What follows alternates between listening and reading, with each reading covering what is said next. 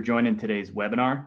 We're talking about freight fraud. It's been the ongoing topic of the industry. So trying to build a fraud-proof brokerage is the main topic of today. And we're hoping takeaways from this webinar will be the latest in data on freight fraud in general, identifying theft and compliance gaps that brokers are seeing throughout their organizations. And we want to just kind of shed additional light on, just as this topic continues to evolve and the criminals get more savvy, we want to talk about, the most common ways to close some of these gaps right now, because it's changing every day. A lot of things that are tried and true, proven, that we'll talk about, but also just, experiences on what everybody's experiencing in the last couple quarters here. So today, for anybody who doesn't know, I'm Sean McGillicuddy. I'm with Ty Software.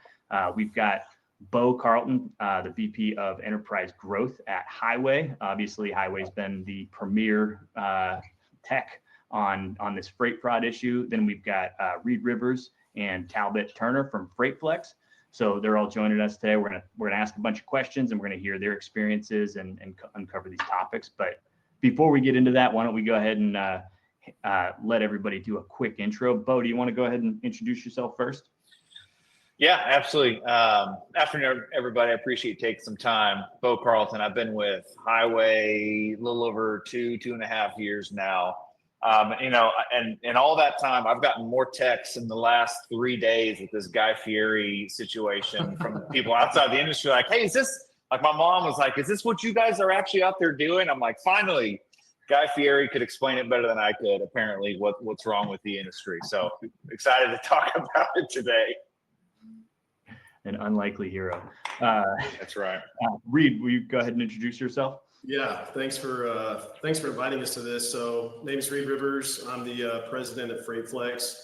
We've started with Ty in 2021, and we've been a Highway customer since 2023. We're a freight brokerage. We're agency based, and we're really tech forward. And we've integrated a lot of these solutions that have helped us with fraud in the industry. So we're excited to kind of share with you guys, what we've seen and how we're tackling it and how these guys have helped us out. Awesome. Thank you, Reed. And then Talbot, go ahead and introduce yourself.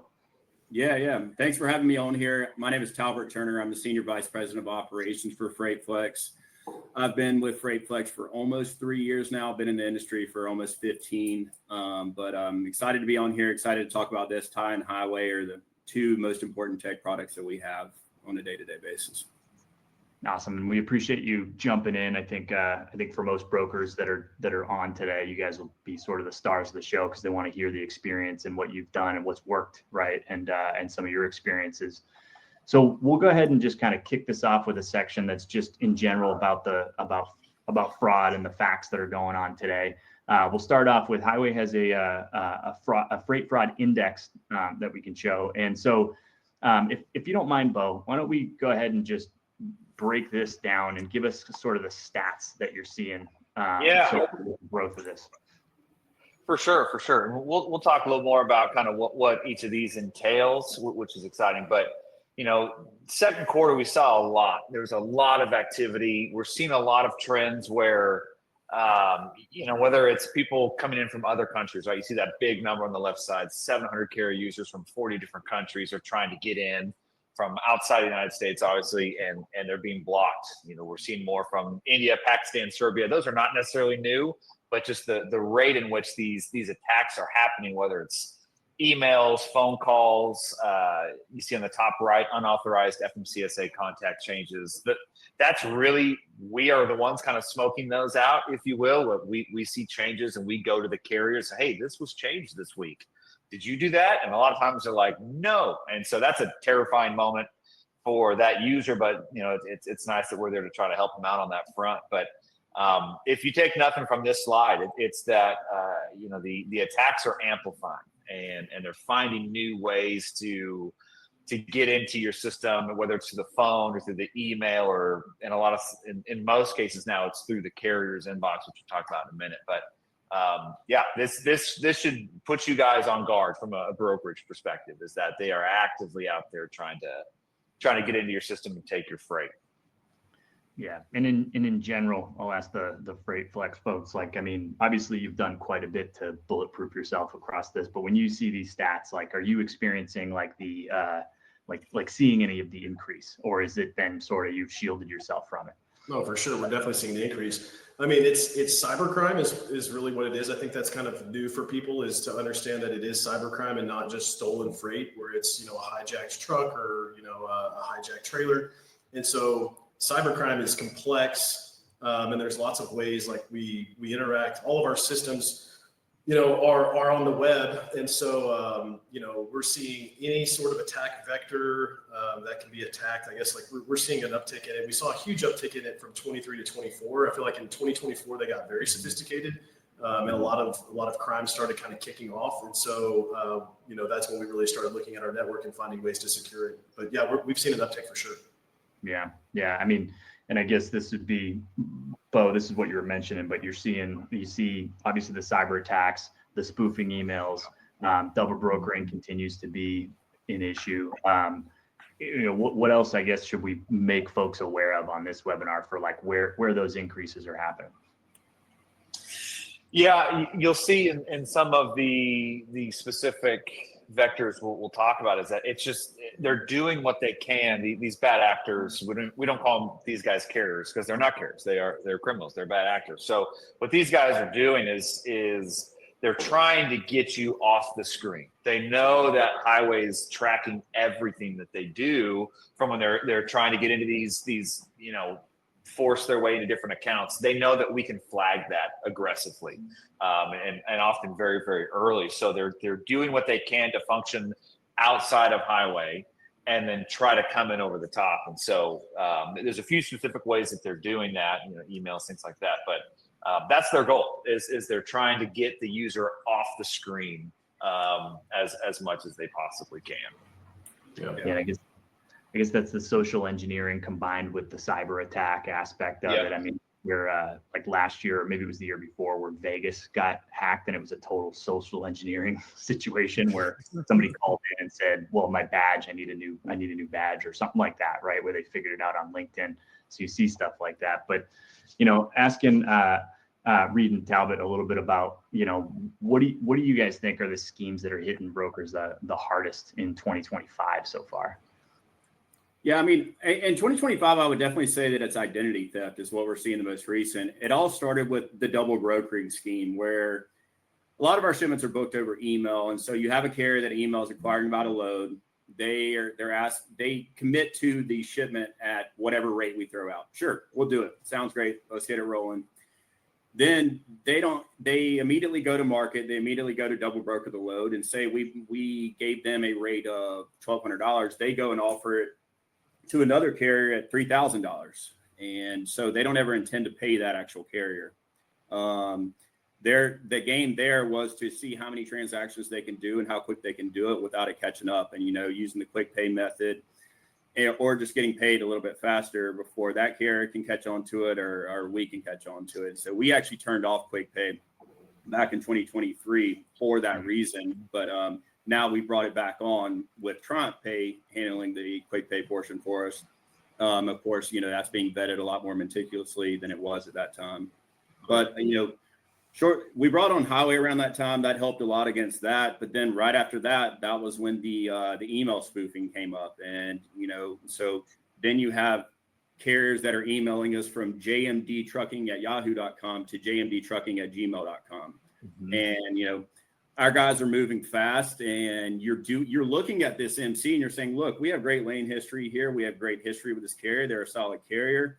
You're checking them on Highway, you're checking them everywhere, but then you're moving too quick. You don't realize that email is just one letter off or one number added or a different domain.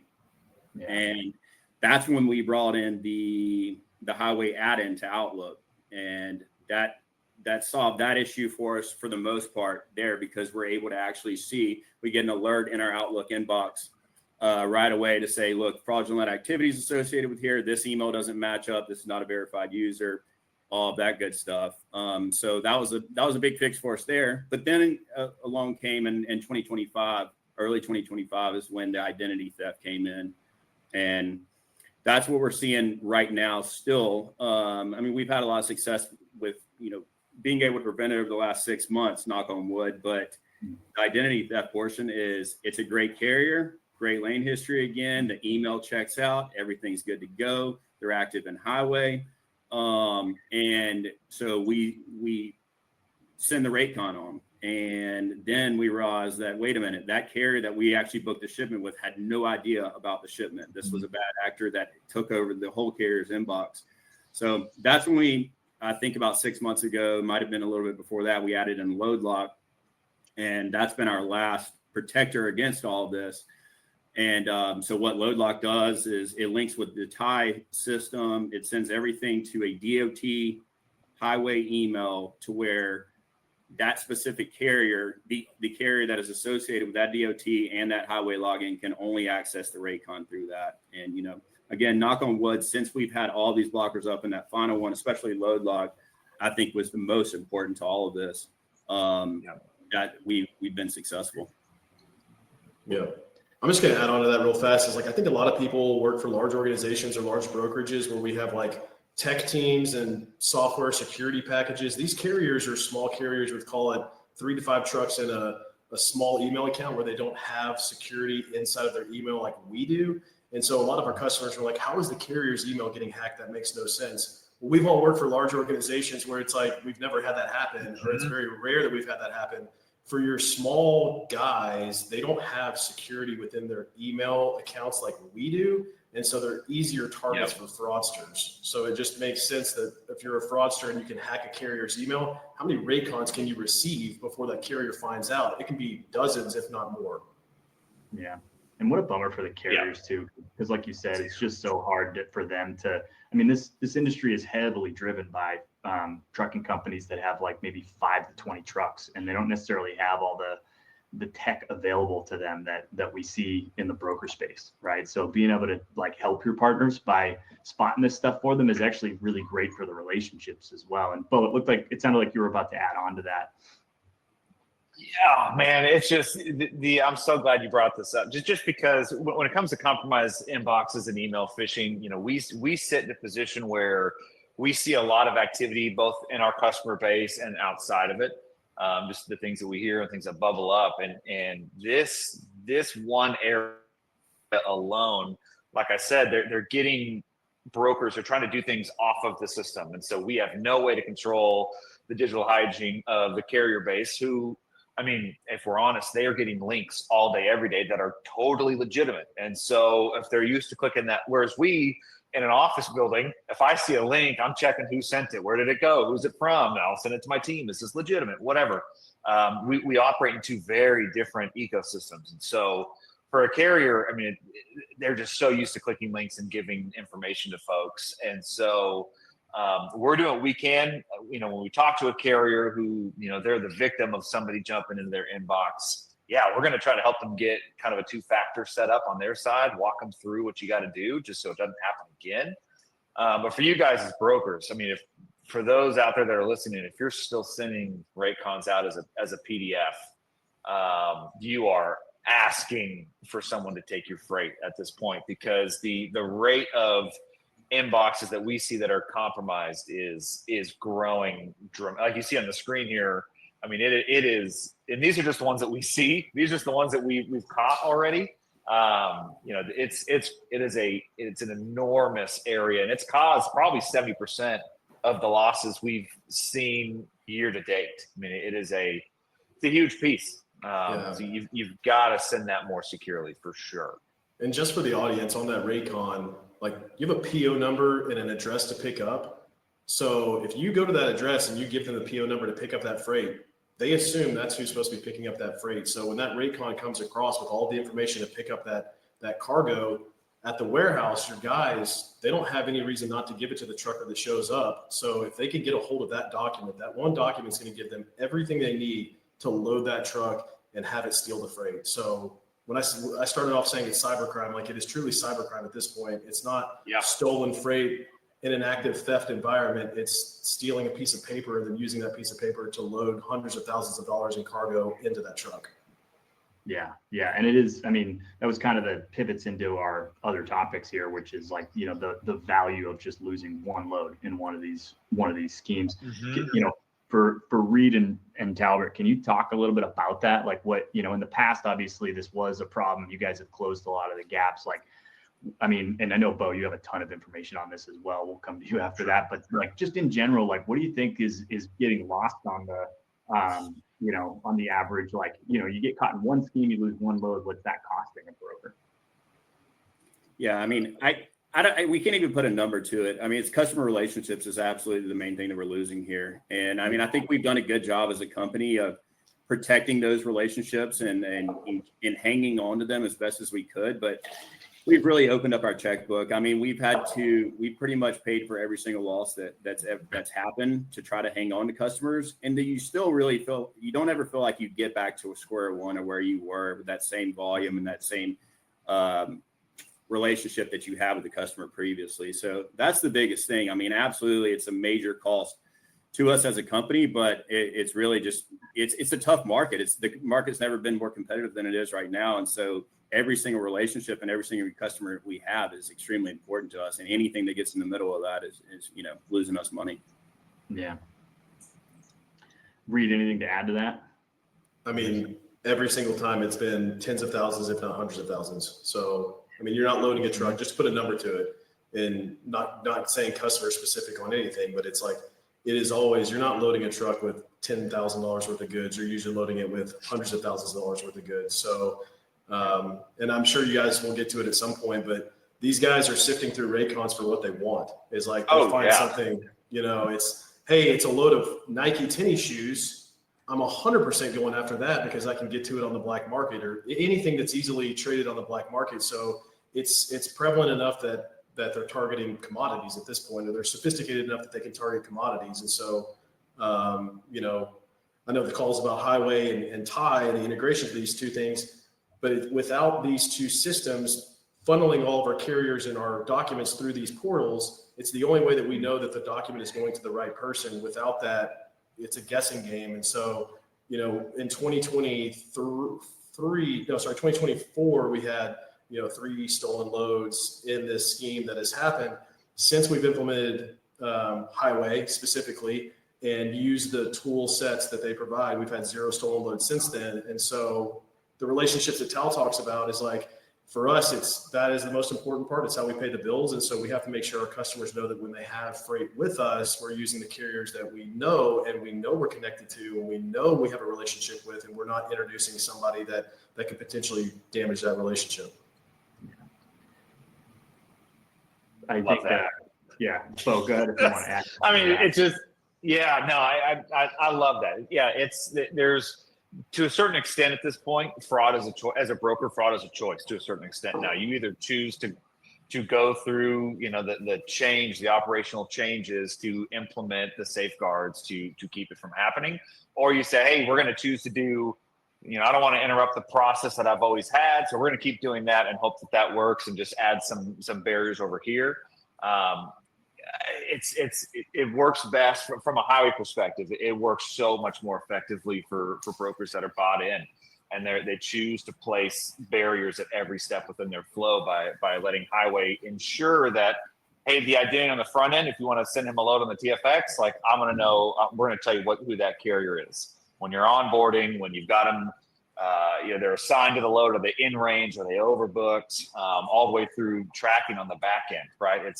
You kind of choose your exposure right now. And our goal is to, like the FreightFlex folks, like show you, hey, this is what we know about this carrier in this moment in time and historically. And it's worked well because, again, I think you said that like these bad guys are jumping into these carrier boxes and they're just going to sit and wait for the best one. A lot of these guys have been in for a long time.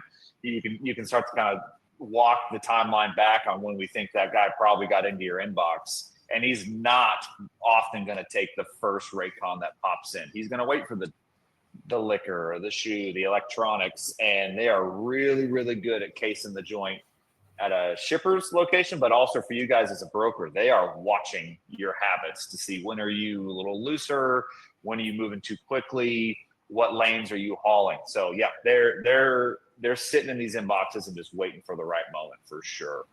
Yeah, it's crazy how sophisticated it has gotten. It's just continued to increase as we add more tools, for brokers. And, I mean, some of the things that make this industry so much fun to me is that there's a lot of small businesses, a lot of entrepreneurial spirit, but that's also what leaves, I guess, folks open and susceptible. I mean, I'm sure those carriers, same thing, the way you were talking about your customers, and you lose that one load and there's that dollar amount to the load, but there's the relationship side, right? And you can't even, very hard to quantify. And I'm sure like the carriers will tell you, they feel the same when they're working with brokers and they accidentally get caught in one of these things. And it's like, now they've lost your trust. Now you have to second guess every time you're going to them with a load, right? It's really a bummer because they're just, they're small businesses that are hustling and doing their best, and a lot of honest folks, but dealing with a ton of I mean, their insurance cost is already pretty high, and this stuff, not that it's not high on the broker side, but, insurance on the carrier side is major. And so for them to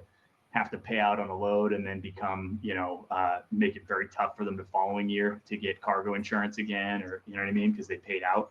So I guess, in both, let me know if you want me to slide to any of these other things. I like that the conversation's just open, so don't, you guys jump in wherever, but I do want to pivot into a little bit more about same thing we're talking about, but just, for FreightFlex, there was a problem. You've obviously closed the gap significantly. Can you talk even beyond just, highway and tie, like what things have you implemented in order to stop yourself from these loads being a problem?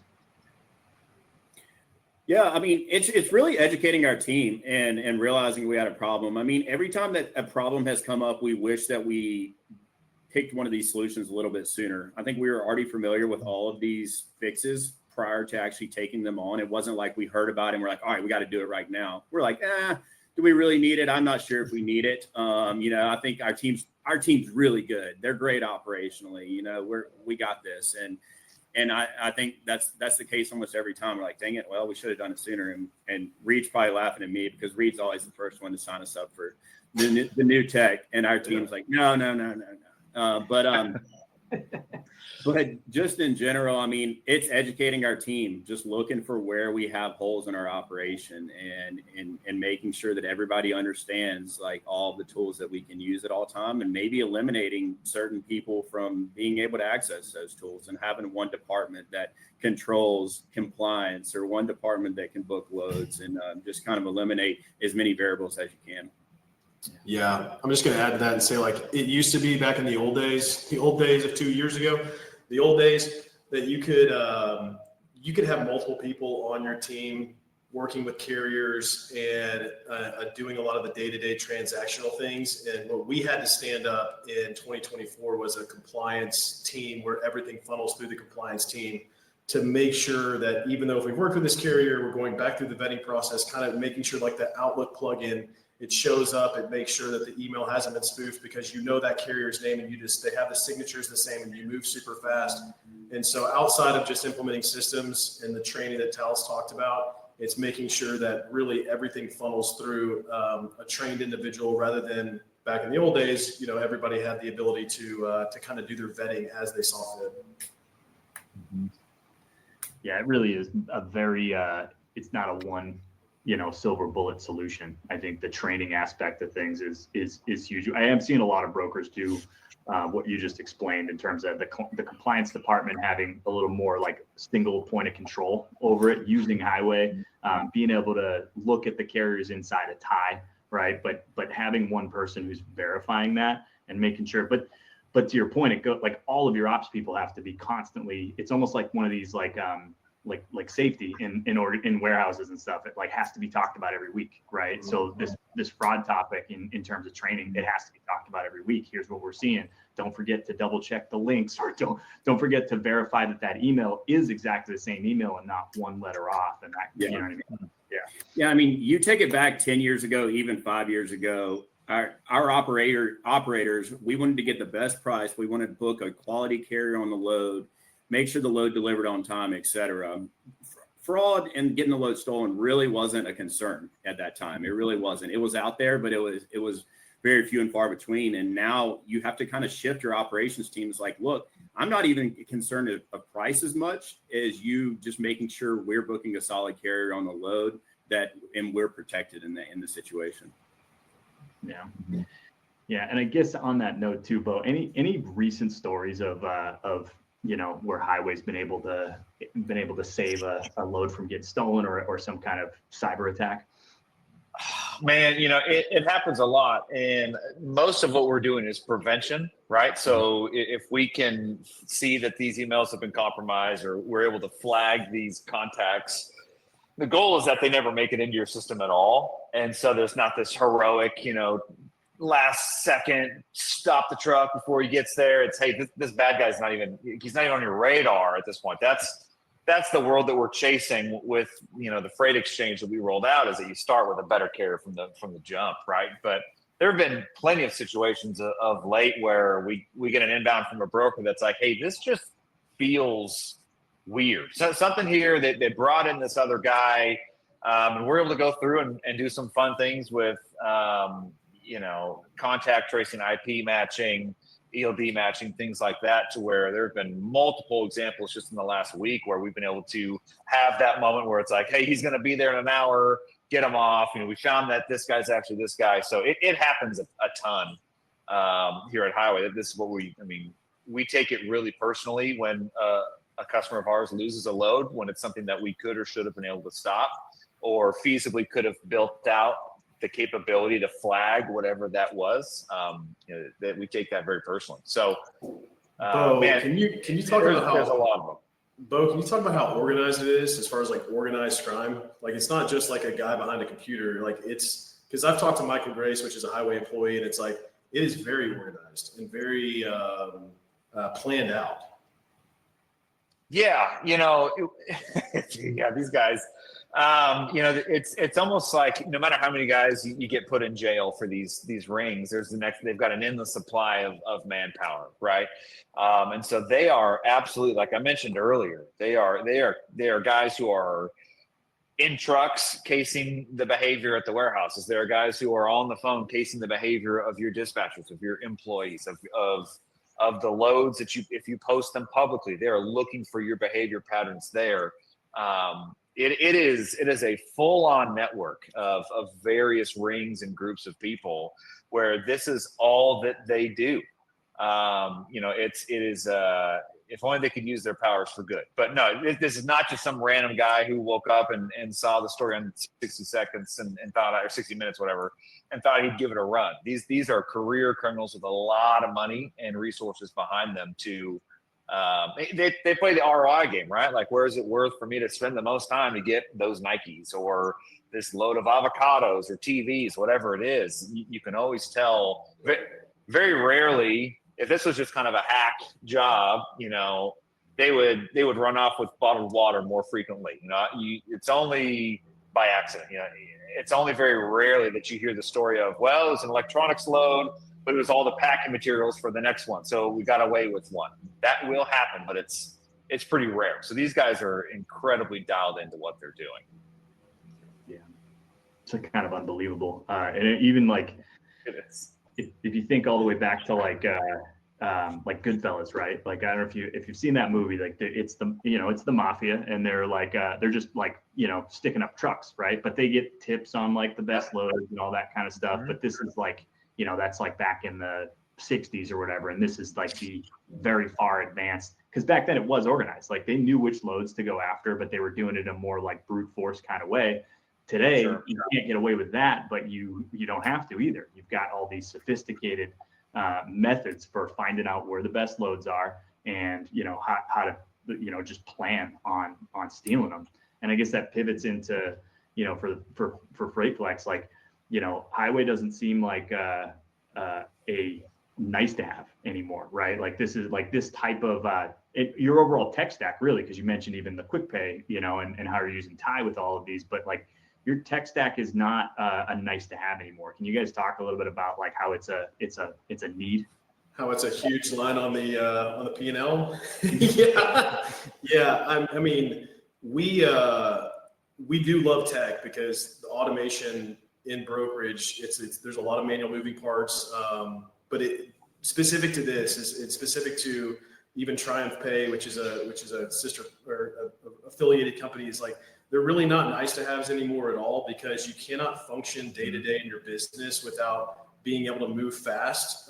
That's just brokerage in general. It is a fast moving industry with a lot of things that you have to do on a day to day basis.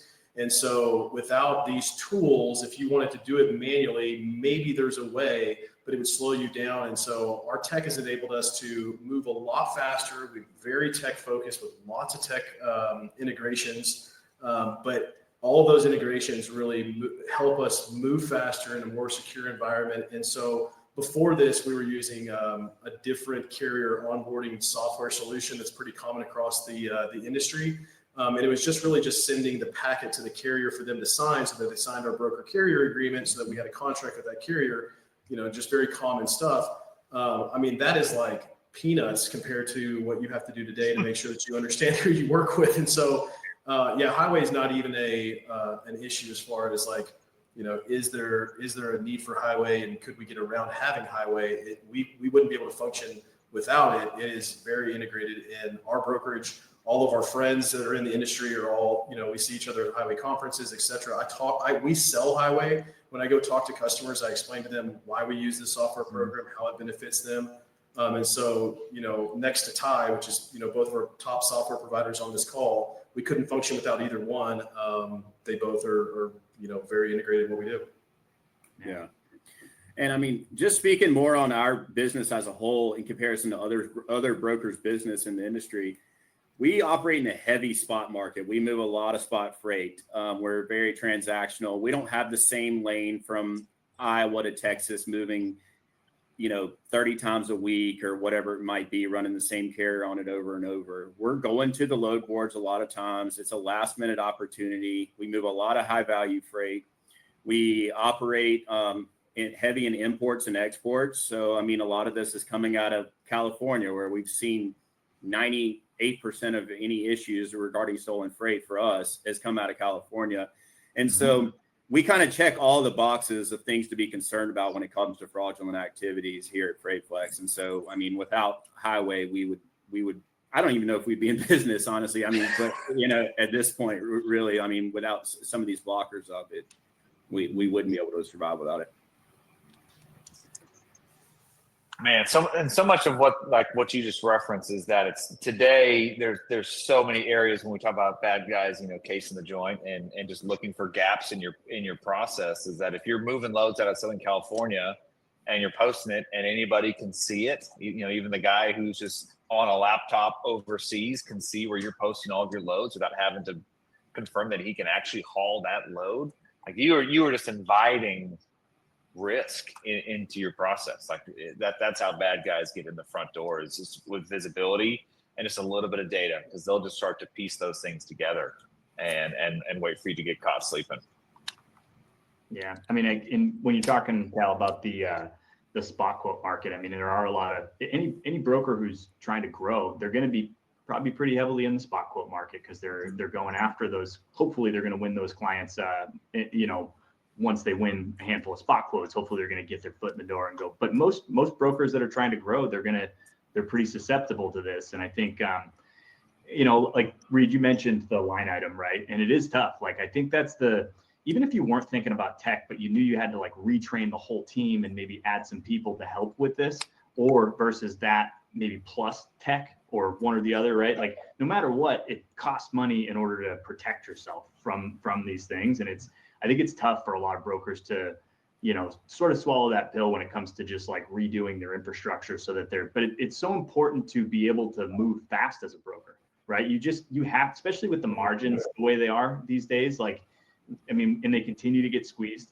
And if you can't do volume as a broker, it's going to be tough to survive. So if you have a bunch of hesitation in your process because you don't feel protected, I would find it very hard to grow as a broker. So it's almost like, you have to look at it. It's an investment. It's an investment in your ability to do speed and to do volume as a broker. It's an investment. That's a great way of saying it. It's an investment. Yeah, I mean, that was the conversation Reed and I and some of the other execs had at FreightFlex. Is like, do we want to add a few more people into this compliance role, or do we want to have highway just do the job of what those people are going to be doing and do it better, and take the human error part out of the equation? And that was definitely a conversation prior to bringing on highway. Yeah. Yeah, it's all about where do you introduce friction, right? Because like you were saying, Sean, it's like you can't go slow. You cannot go slow. Anything that slows down your process beyond what's reasonable is going to kill you. And so from Highway's perspective is we're going to create friction where we believe that there's a need for something to slow down right here. Something about what this guy's doing or what he's done or who he's related to or whatever it might be is telling us this guy needs to slow down because there's a lack of trust here. But our goal is to bring brokers and carriers together and just reintroduce some of that trust. They know who you are, you're a legitimate broker. And so when you are talking to them, it's a legitimate email coming to them. And then you can trust that it's a legitimate carrier. And when that happens, things can go really quick. There's no need to create friction when both parties are trusting who's on the other end. It's just about creating that friction where necessary so that everybody else can keep on cruising by. And that's that delicate balance that Highway is seeking to achieve with you guys. Sean, do we have a slide on MCs being sold? You may. Yes, I think there you go. Look at Is you. that the one? There you go. That's a good one too. I mean, just talking to the group that may or may not be familiar with how this stuff works is, you're an MC, you're licensed to do business. If that trucker is going out of business, they're going to sell that MC. That was one we haven't talked about, but it's been, you're doing business with JB Trucking and you don't realize that the JB Trucking sold their MC. Well, guess who's buying that MC? Who do you think's buying that MC? The cartel or whoever's running this theft ring on the back end. And so you want to talk to that, Bo? Yeah, for sure. This is one of the ones that's so hard to preempt if all you're doing is just pulling up a profile and looking at a carrier, right?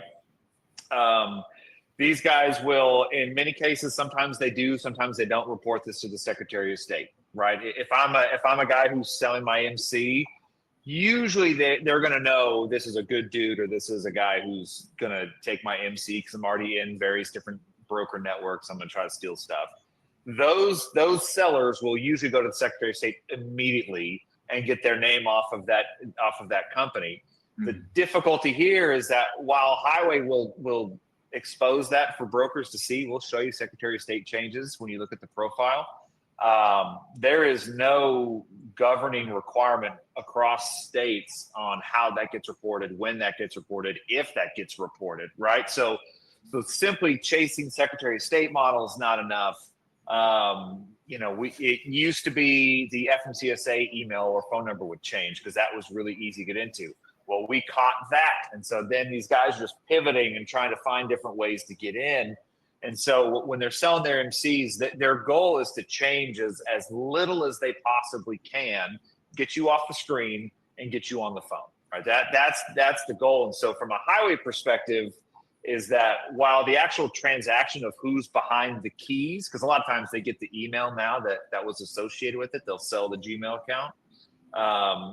From a Highway perspective is, hey, it's really hard to tell who's on the other side of the screen. We've implemented other checks and verifications where we need to see their face and their ID, but that's all typically tied to other tools that we have to help protect different parts of your flow. So if you're just looking at the profile, man, that's going to be tough. But if you've got load lock in there as well, well, then I'm going to be able to tell you, hey, you booked it with this MC, but he doesn't actually have the trucks, right? Well, you booked him in a load in Kansas City and his last ELD was in Portland. We're going to tell you that. And so this is you can't just pick one defensive posture. You really do need to create, our goal is to make you the hardest target. And in order to do that, we're going to do as much as we can to tell you when something is off.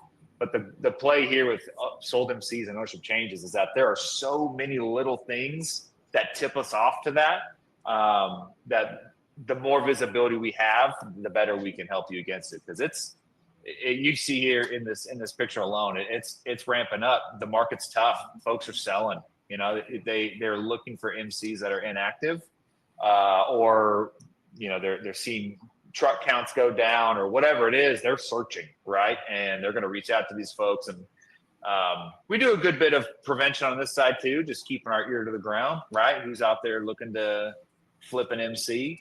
and get ahead of it that way. But this is a really dangerous one for folks that aren't adequately covered. That's for sure.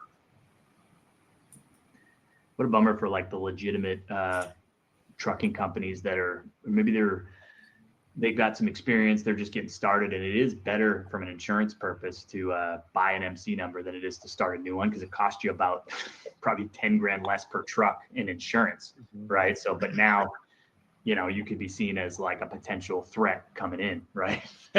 Sure. And even if you're not a threat from our perspective, from a highway perspective, is like you guys as brokers, right? You have, hey, I'm not going to work with a carrier unless they've been in business for X amount of months. Sometimes it's 3, 6, 18, 12, like we see it across the spectrum.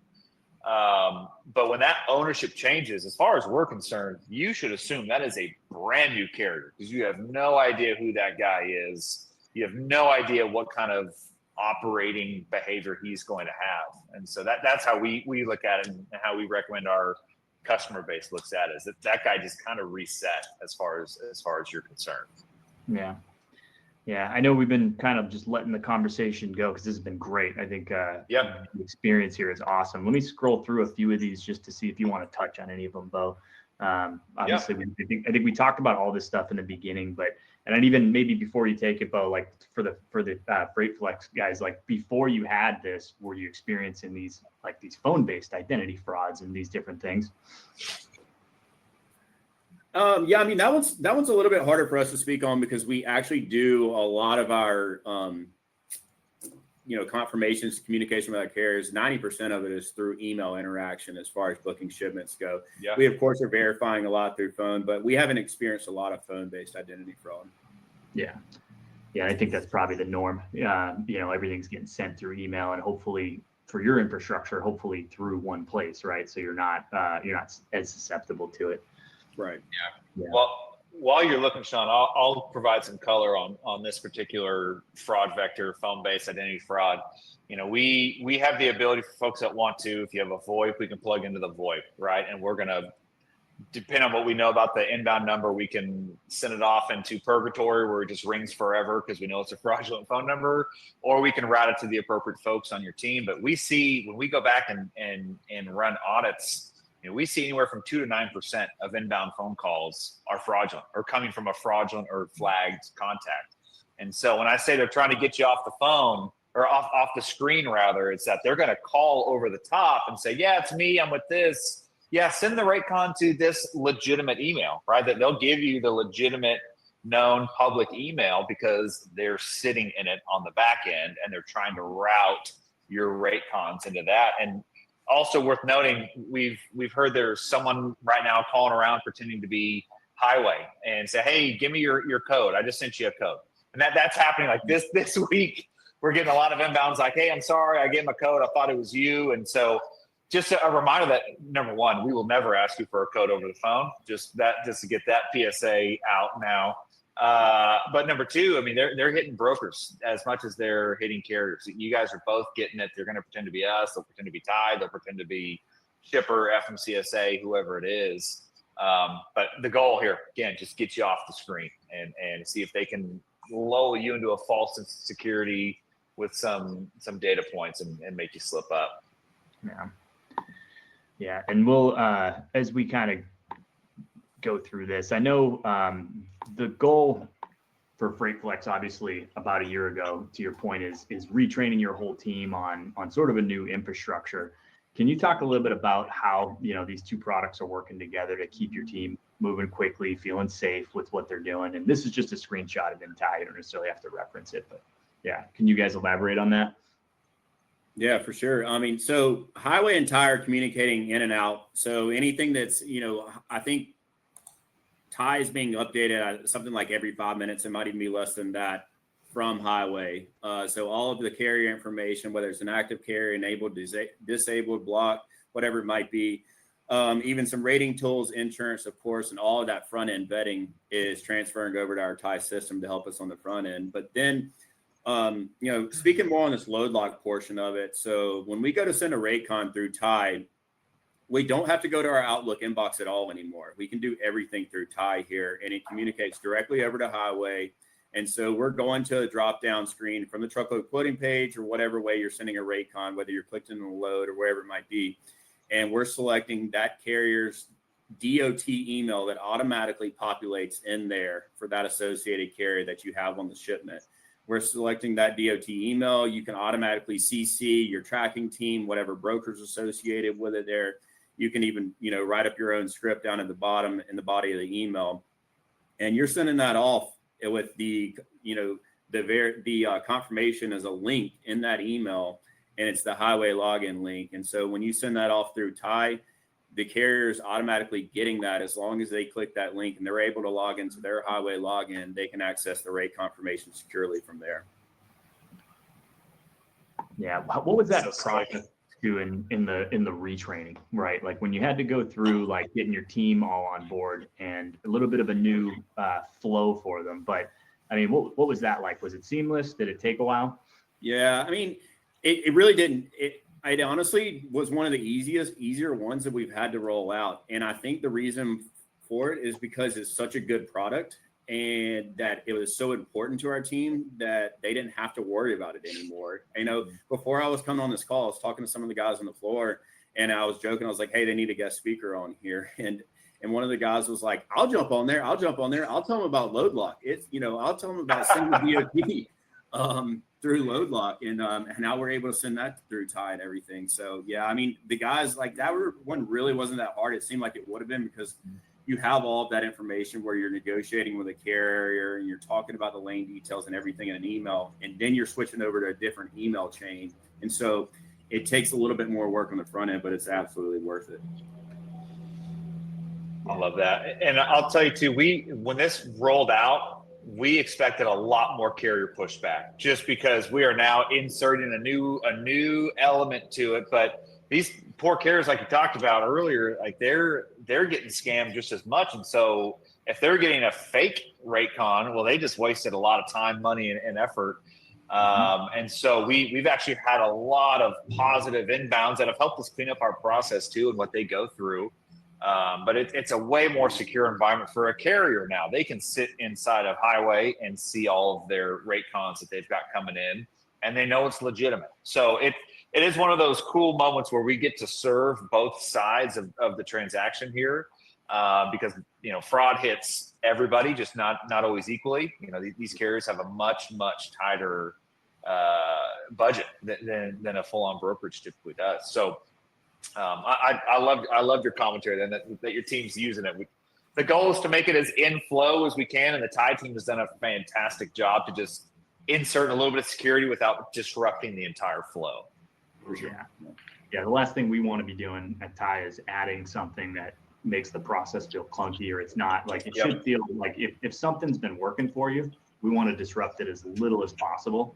But to Bo's point earlier, trying to keep you on the screen, right? And instead of being off the screen and then you're moving too quickly. And I mean, the old way of doing things is you got a lot of screens open, right? And you've got load boards over here and you might have compliance over there. And you're mainly working out of your email, right? And then, but as I do think that some of the brokerages that do the best job across the board, especially with doing volume without getting caught in fraud, are the ones that they train their team well. And when they tell them they need to either move fast or fast and safe, they give them the right tools, right? They give them the right process, they give them the right tools to do it. And the worst ones are the ones that get really they kind of point the finger a lot. And they're always telling their team hey, don't post on the load board so much, but they don't give them an easy way to vet the carrier, find the right carrier, right? So it becomes I get what you're telling me, man, but I got the load covered. I'm almost out of breath with how much jumping around I'm doing. And that's when people are most susceptible to these schemes. So. Yep, agreed. Yeah, we hear that a lot too, Sean, just from our broker partners, is that it's almost a recruiting tool at this point, because there will be a time in the not too distant future where, folks like FreightFlex will be standing head and shoulders above the others because they've adopted the tools that make it easier for the broker to go fast, right? Let you run as quickly as you can. Whereas others will be like, you're still making me make check calls. I got to look at FMCSA. What are you talking about? I got loads to cover. So it's awesome to see the adoption on our customers like this, because it allows everybody just to run fast. Yeah. I guess as we round it out here, Talbot and Reed, what are, I guess, some of the goals that you would want to set, that you would recommend people set in place in terms of measuring success for, preventing freight fraud? Like, what would you recommend to some folks that are just trying to think about, like, where do I start? How do I implement some stuff? Yeah, I mean, that's a tough one. It's just been so long ago since it's like, if you haven't done a demo, you need to do a demo, because what we talked about was kind of the high level overview of what's going on, but you want to see what Highway actually is doing behind the scenes, checking IP addresses, checking FMCSA data. You want to see how load lock works. You want to see the products that they offer, and we wanted to partner with somebody who's continually looking at what the next freight fraud vector is. And a lot of brokers use Highway today. I mean, I would say the vast majority use Highway today, but somebody else out there in the network has found something that's new, and then they introduce it to Highway, and then they get the opportunity to try to come up with a solution for that. So I would just say, demo that stuff and kind of see if it's right for your organization. I'm sure it is. Even if you're a contract-based broker, contract-based, where you work with the same carriers every day, you'd be surprised what you would find in that. And then, we've taken an approach of basically listening to there's a lot of tech that comes out of freight. Came out, it used to be a ton 2 years ago, and then it stopped, and now a bunch of new tech's coming out with AI and just different things that we look at outside of Tie and Highway is like, listen to some of these guys, because they have solutions that you would be surprised of. You don't have to implement all of them. I know Tal said he's like, all I do is come to him with tech stuff, and sorry, Tal, that's what I do. But, some pretty cool stuff out there if we can afford it. And, we just want to basically plug for FreightFlex is like, I don't want to lose a customer from this stuff. It can be a whole nother situation why we lose a customer, but a rate, whatever, but it better not be because of a process that we can fix on our own. That's our own problem. So we look at ourselves all the time and make sure that we're doing things the right way. Yeah. Tal, anything to add to that in terms of implementing the process and what that's been like? Yeah, I mean, for us, we're always just looking where we have holes, where we have any, where our operations team is taking a lot of time to do something, any type of automation that we can bring into our organization, if it's AI related, whatever it might be, anybody that can say anything, any product that can save us more time as a company, and our operation, our sales team can have more transactions because of that. That's what we're choosing to do. So I would just encourage anybody to look at where you have issues. Where is stuff falling through the crack, or where is your team spending too much time on stuff, and try to identify what products out there can help you the most. Yeah. I love that. I mean, I think for Bo and I'm sure, like most folks, like we're selling tech products. So people, like, you can be a little hesitant, like, yeah, of course I'm saying you can plug all that into your TMS and automate it and make it faster. I think that's how some folks take it. But I think the reason Highway and Tie have partnered so well together, and why we're both companies are seeing so much growth, is personally, I think we both companies, in talking to their culture, is we're kind of sick of the legacy providers not doing enough to add value. And so there is a lot of companies out there who I think that their strategy is to kind of continue to just squeeze revenue out of brokers, whereas like we're really, really trying to make sure that we're helping with these items. I know that there's a lot of passion internally at Tie in terms of not just the tech, but how we support you and making sure that you can move fast. I hate to see, and I feel for the trucking companies too, because I've worked in both markets, and it's low margin. You have to be able to do volume. Insurance costs are crazy, right? And there's all these, like, because it's such a highly competitive space, the margin squeeze isn't going anywhere. The fraud thing's not going anywhere. And it's like, all of these things, like the organizations around it, they're getting they're trying to get just as sophisticated as the tech that we now have in the broker market, right? So, yeah. Bo, go ahead, and if you want to round any of this out.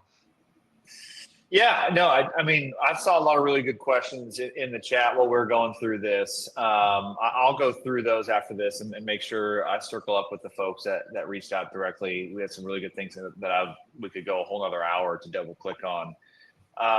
But I think from our perspective, from where Highway stands, like I mentioned earlier,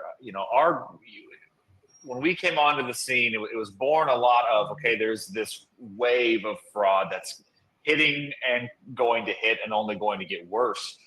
And so our goal from the jump has to get in there and be able to tell you who is this carrier, right?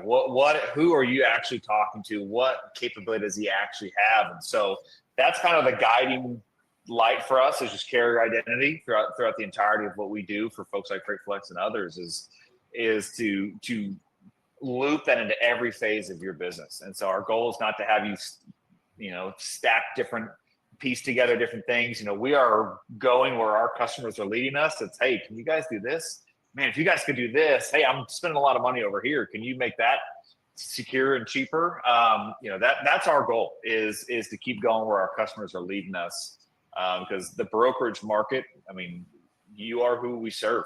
I mean, it is what we wake up every day. And the beautiful part of that is that from a carrier perspective, they're not our customers, but we can add a whole lot of value for them as well, to try to help out what they're doing day in, day out, as folks are aggressively targeting them as well. So I appreciate you guys coming on here and having the conversation, guys. That was awesome. I appreciate it. Yeah. Reed, Tal, thank you so much for being on, because I think brokers want to hear from folks like you who have implemented these strategies. It's working. You're successful, even though it's an extra line item. It's also helping you guys move faster in the spot quote market, and it's a tough market for everybody. And I really do feel for brokers, and I think a lot of the ones we see in the market that haven't made it through the last couple of years, they are moving a little too quick and not necessarily looking to improve some of these processes. I mean, if you're already running on pretty thin margins and you lose a load and then you lose that customer because of it, I mean, there's a lot of brokers out there that could be like that one customer. That's it. Now we're screwed. It's already been a tough market. We've been toughing it out for 2 years, right? So I have a lot of passion in just trying to help brokers through all of this. And so I hope everybody on here got a lot out of this. I guess, obviously FreightFlex is a great company. If anybody is like, hey, I want to get over there where they're actually spending money on tech and trying to empower their employees, like, where can they find FreightFlex? Or if there's any shippers on here that want to. Yeah, we're growing. Come find us. If you, come find us. You can reach out on our website at freightflex.com. There's a contact us form. We're happy to do it that way. Find me on LinkedIn. I'm pretty active on LinkedIn. Reed Rivers, and just come find us. We'd love to grow our team with some great brokers who are just missing the support from their brokerage today. We have that support for you, and you'll enjoy it, I promise. Yeah, awesome. And obviously on the side here, we have a book a demo with Highway. I'm sure Bo and his team would love to walk you through. I saw some really cool stuff at our user conference that they showed us in terms of how they go about vetting these carriers and creating carrier profile. And to Talbot's point, I think that's a great place to start. Just get it. If nothing else, you learn something. You learn something about what's going on and how you could potentially vet these carriers out. Yep, absolutely. Yep.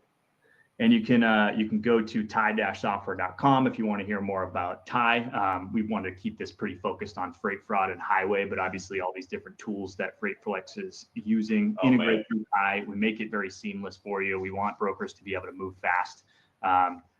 So thank you everybody for joining, and thanks again to the whole panel who jumped on here with the answers you gave. Yep. For sure. Absolutely. Appreciate you guys. Appreciate you. Thanks, y'all. Thanks, everybody. Thanks.